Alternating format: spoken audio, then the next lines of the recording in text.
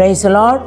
ஆண்டவரும் அருமை இரட்சகருமாகிய இயேசு கிறிஸ்துவின் இனிய நாமத்தினாலே உங்களை யாவரையும் நாங்கள் வாழ்த்தி ஆசீர்வதிக்கிறோம். கர்த்தர் உங்களை ஆசீர்வதிப்பாராக.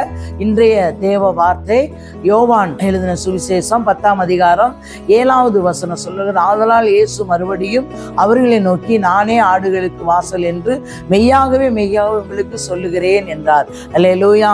ஆதலால் இயேசு மறுபடியும் அவர்களை நோக்கி, நானே ஆடுகளுக்கு வாசல் என்றார். ஆடுகள் என்றால் என்ன அர்த்தம்? ஆடுகள் என்றால் நம்ம ஆத்துமாக்களை குறிக்கிறது. அல்லேலூயா. இப்போ வாசல் என்றார். 8வது வசனம் சொல்லுது, எனக்கு முன்னே வந்தவர்கள் எல்லாரும் கள்ளரும் கொள்ளையருமா இருக்கிறார்கள், ஆடுகள் அவர்களுக்கு செவி கொடுக்கவில்லை. அல்லேலூயா.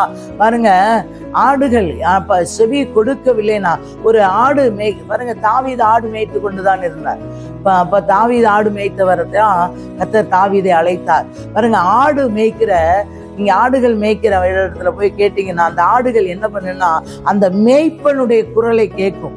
அந்த மேய்ப்பன் சவுண்டு கொடுக்கும் பொழுது அப்படியே அந்த மேய்ப்பனுடைய சவுண்டு அப்படியே கேட்கும். அது கீழ்ப்படியும் அந்த மேய்ப்பனுக்கு. அல்லேலூயா. இப்போ ஆடுகள் அவர்களுக்கு செவி கொடுக்கவில்லைன்னு பாருங்க. ஏன் செவி கொடுக்கலைன்னா கொள்ளையருமா இருக்கிறார்கள். அல்லேலூயா.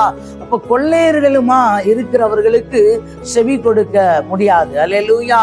இப்ப நானே வாசல், என் வழியாய் ஒருவன் உட்பிரவேசித்தால் அவன் ரட்சிக்கப்படுவான். அப்ப நானே ஆண்டவராகிய இயேசு கிறிஸ்து உண்மையுள்ள தேவன். அல்லேலூயா. அவர் பரிசுத்தமுள்ள தேவன். இப்ப யாருக்கு நாம் செவி கொடுக்க வேண்டும்? நானே வாசல். ஆண்டவராகிய இயேசு கிறிஸ்துவே நமக்கு வழி வாசலுமா இருக்கிறார். அல்லேலூயா. என் வழியாய் ஒருவன் பிரவேசித்தால் அவன் ரட்சிக்கப்படுவான். அப்ப இயேசுவின் வழியிலே நாம் பிரவேசிக்கப்பட வேண்டும். அல்லேலூயா. அப்ப உள்ளும் புறமும் சென்று மேய்ச்சலை கண்டடைவான். அல்லேலூயா.